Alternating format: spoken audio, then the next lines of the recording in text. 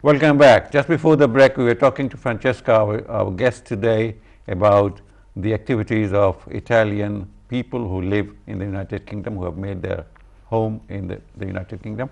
Yes, Francesca, you said that they were involved in different kind of professions, and not necessarily all of them are Italian chefs, see, but I know that a lot of them are Italian designers, a lot of them involve themselves in other fine art. Well, I do believe that the quality of primary education in Italy is exceptional.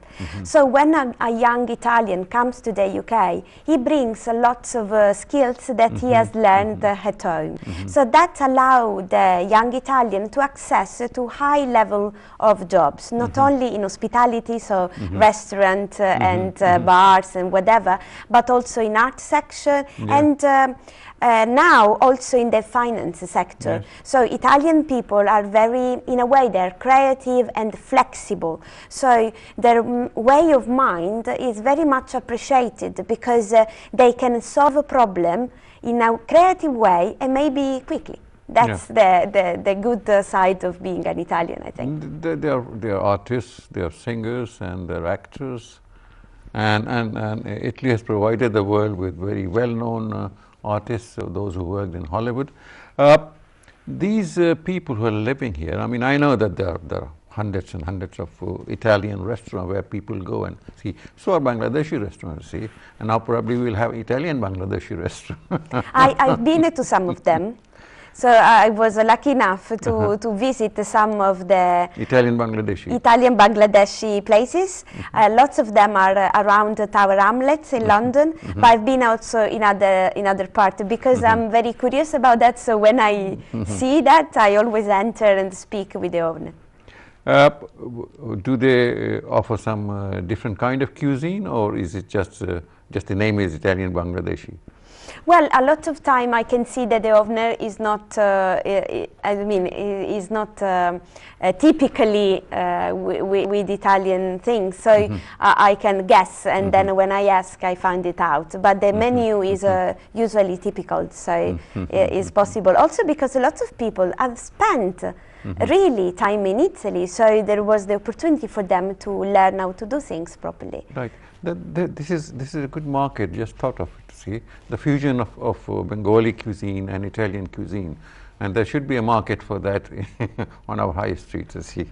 Why not? I mean, definitely. When I have spoken with families that just arrived in the UK from Italy, they told me that their children wanted spaghetti and not really rice or other typical cuisine. So I think that the mix will be something good.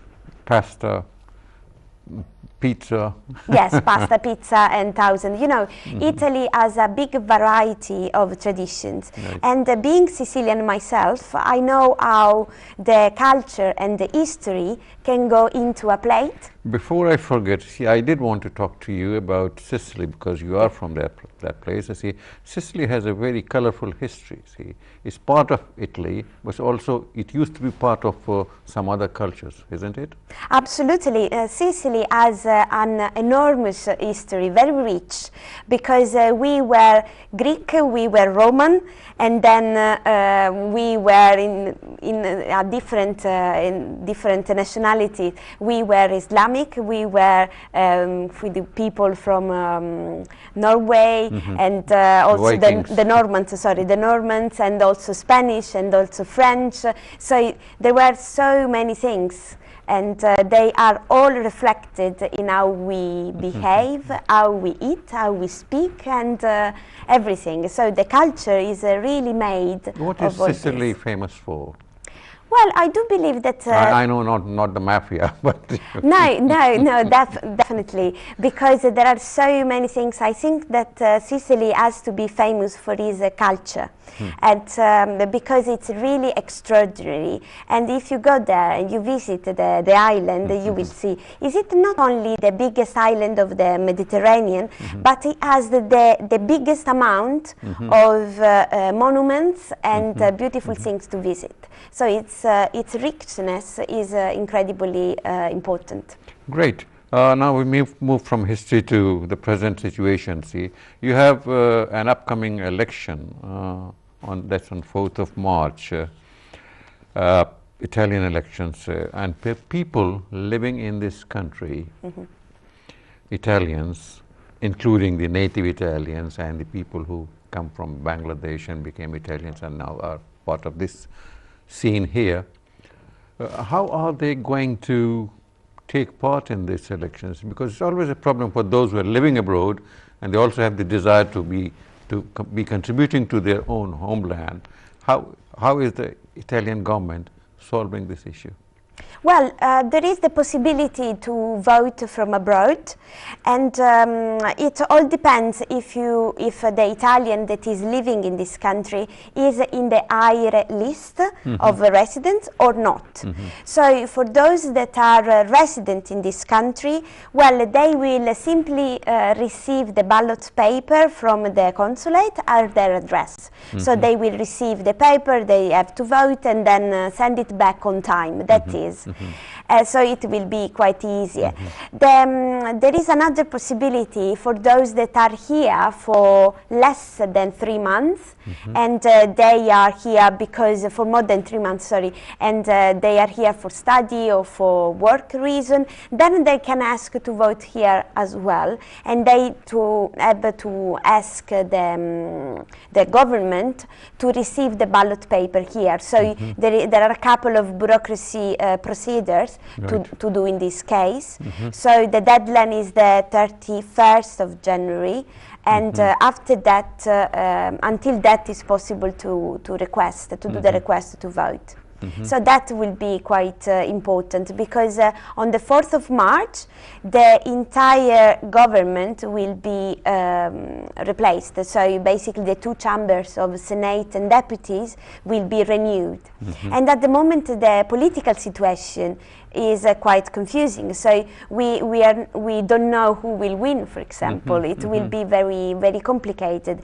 At the moment, what we know is that Berlusconi is back. So the former prime minister for years and years, maybe even if he is quite... is he fit enough to he's take part in politics? 81 at the moment, but looks, I mean, he presents himself as is a good time to govern again, but we will not be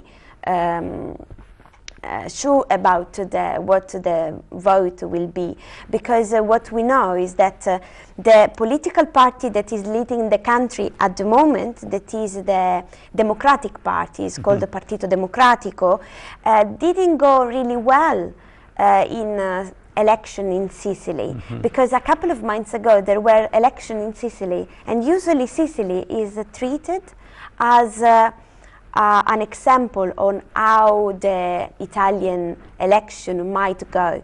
And in Sicily happened that the right won, and the political party, so the PD, didn't win. And the most important and the most voted party was the Five Star Movement, that is really populist. So according to what has been happening in Sicily, we can think that maybe the right party will have the best result. But we can't really say at the moment, of course. It's just projection. Is this Five Star a right-wing party?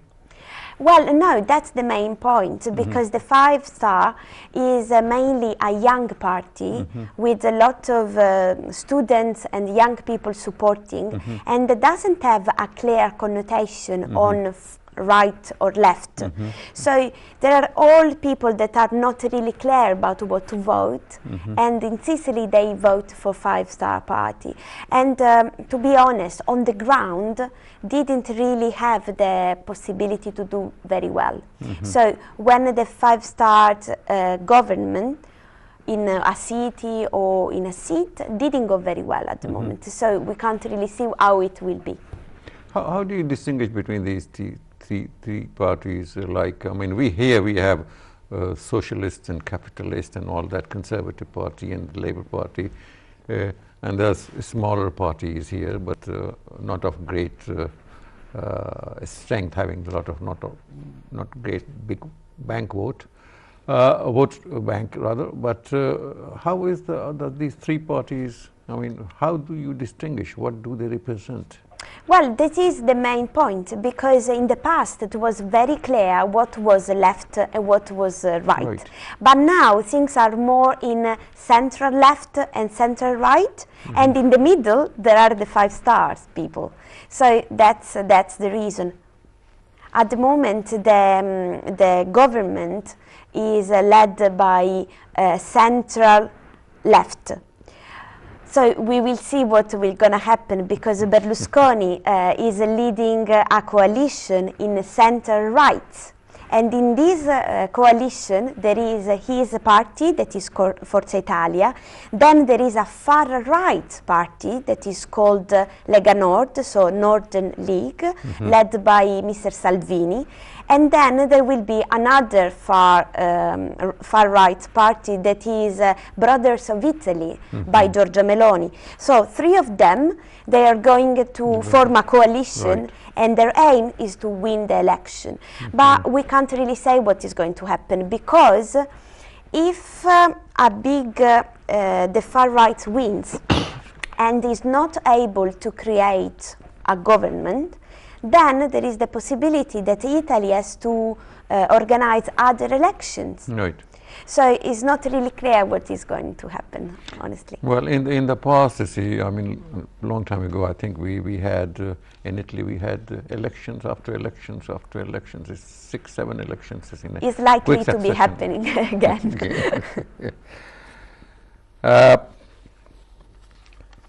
We were talking about Palermo and Sicily's capital. And it's a cultural capital for 2018, isn't it? See, I think the city of Hull was cultural capital for 2017, and not many people have been to Hull. I've not been to Hull.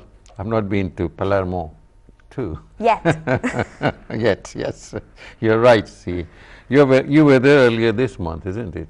Yes, I was lucky enough to be in Palermo at the beginning of January, and as you said, Palermo, which is the capital of Sicily, will be the capital of culture in Italy, and there is a very rich program of initiatives of concert and exhibition that are going to be organized within the year. So I think it's a magic opportunity to discover Sicily, and also to discover the connection of Sicily with the other part of the Mediterranean, because the biggest part is that Sicily can really dialogue with the Mediterranean countries and also Islamic countries, because in our history we have been Arabic for more than 200 years. Are there any Arabic quarters in Sicily? I mean, are the people of Arab origin there, still there, and are they distinguishable, like their food, their dress, their culture? Absolutely, yes, because our history is in our tradition, is our food and how we behave and speak. And also there are communities that are coming from other countries that are Arabic. For example, if we think about the Well, once again, we have to take the break. Yeah. And when we come back, we will go back to Sicily. Okay, thank you for being with us. We'll be back after this short break.